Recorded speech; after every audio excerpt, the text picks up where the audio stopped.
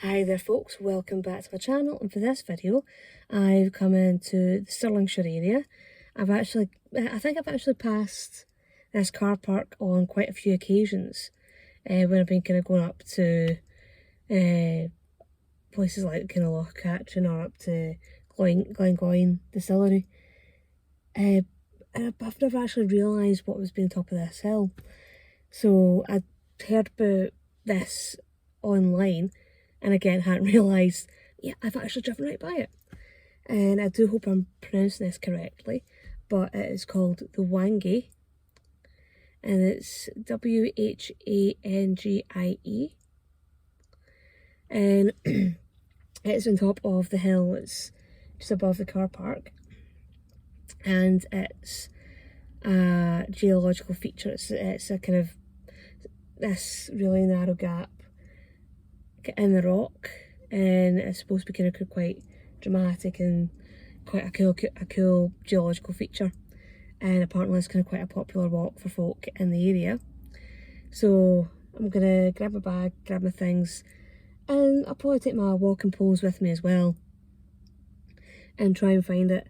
Even if I don't, it looks like it's probably quite a nice walk anyway, and with the weather being as nice as it is, any excuse to get outside. So before I grab my things, before I head on out, if you enjoy my channel, if you enjoy my videos, if you can click on the subscribe button, click on that notification bell, leave some likes, leave some comments, it's always really appreciated. And if you'd like to support the channel further, I will post a link to the channel's coffee.com page in the description bar below and in a pinned comment in the comment section. And I'll also post the link to the channel's TikTok account in the description bar and pinned comment as well. So if you're wanting to have a wee nosy at what I'm doing on TikTok, just follow the link there. So with that out of the road, gonna grab my things, head on out and enjoy this lovely weather. So that's the hill that I'm going to be heading up, try and find the Whangie.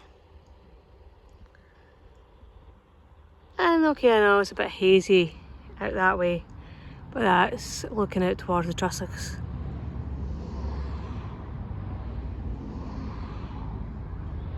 So, gonna head on up and just try and see what I can find.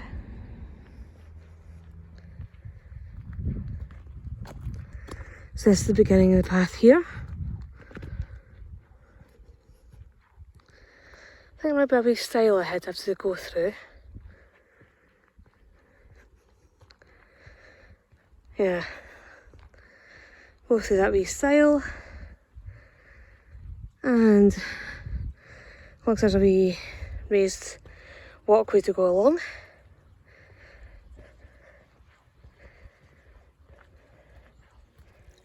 Yeah, that's a wee stile just there, built into the wall.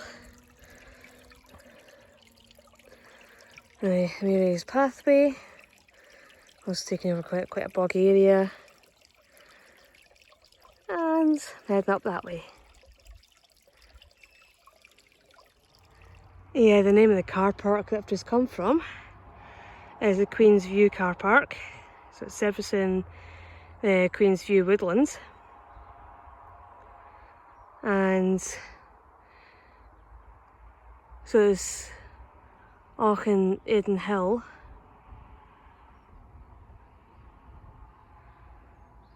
And so that's where I've just come up the hill there. So I think this is the first proper viewpoint on the way up to the Whangie. Okay, there's some trees in the way at part of it, but I'll turn the camera around and let you see at least some of the view. And it's a wee trips like this just because it just remind me how stunning Scotland is. Okay, probably seen it's been just another simple view, but I think sometimes it's the simple views that just can make you stop and just take your time and just kind of let you take your breath, have your breath taken away. So I'm gonna shut up and turn the camera around.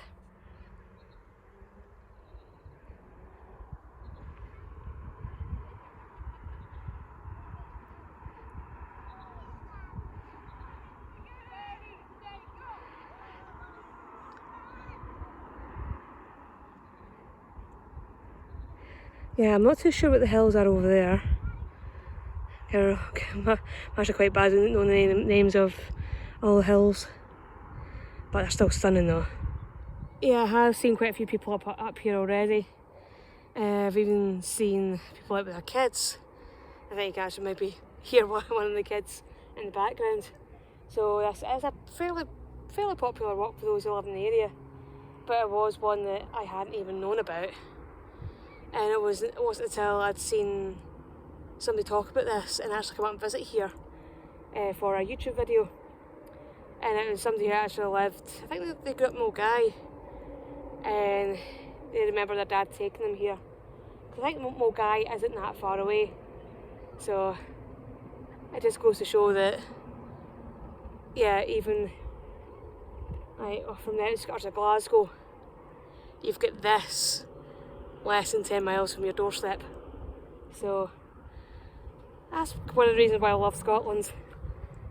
Yeah, I've just stopped at another viewpoint. From here you probably get a better view of the actual glen. So back that way is Glasgow. You can't quite make it out through the haze.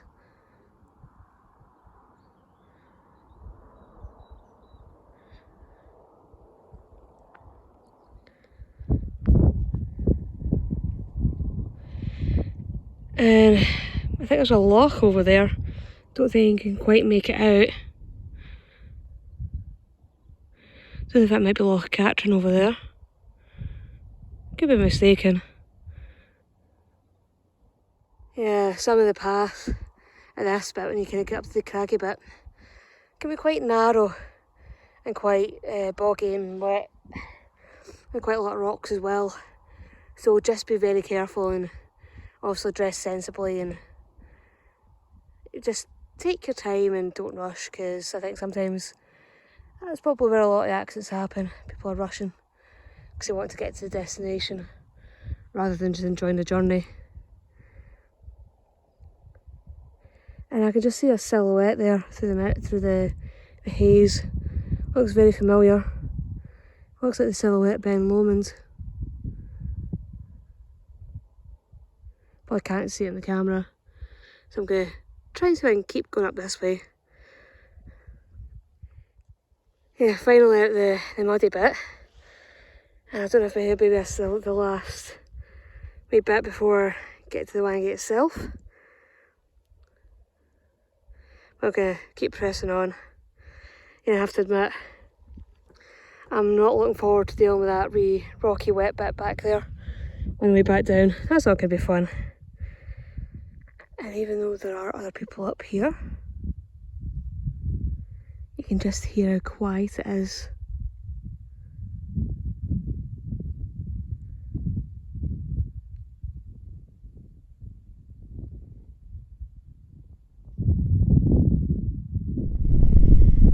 So that's the start of the Whangie over there. And I think it's taken about an hour and a half to get up here, but that's factoring in stops and factoring in taking my time on the really boggy wet parts. Yeah, and I've had to put the microphone on because, yeah, the wind's just starting to pick up. I think I'm at quite an exposed bit of the hillside now.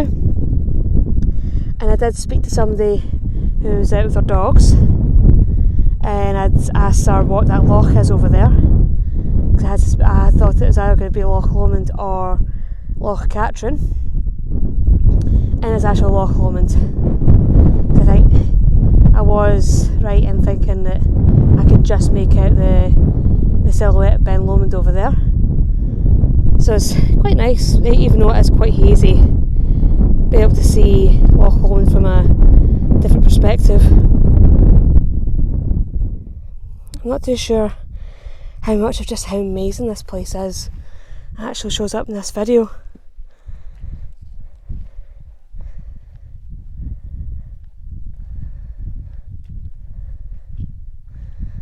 Even just this bit here, it's almost like something out of a fantasy movie. Like something like Lord of the Rings or Aragon or something.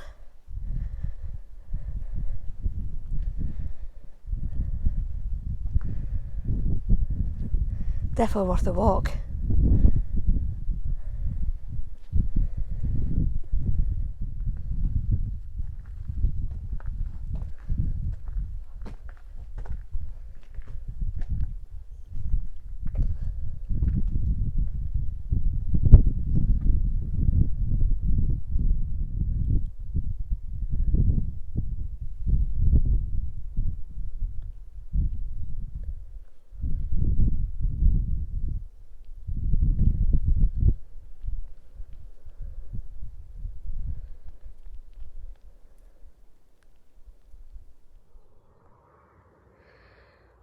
That's me nearly back at the car.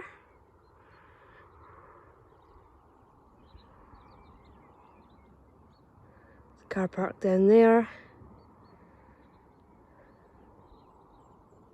Oh, it's been a good walk. It's just been nice to get out and get into the countryside, get some quiet.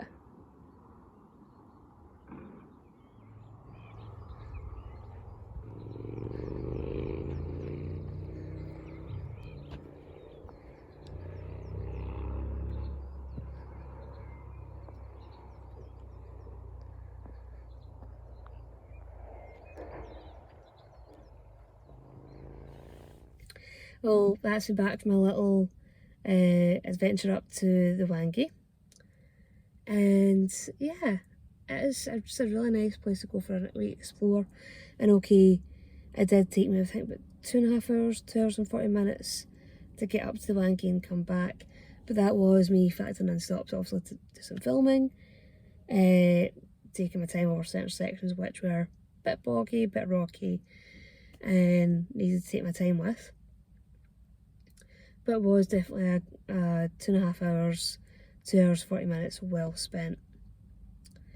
And it was definitely just really nice to get out and go for a good long walk, be outside, be out in the countryside.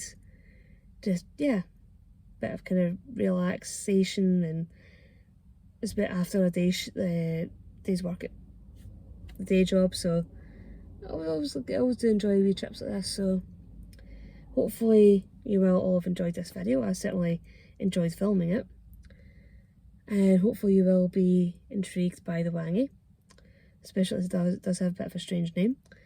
And I do hope that I'll see you all in the next video. Bye bye.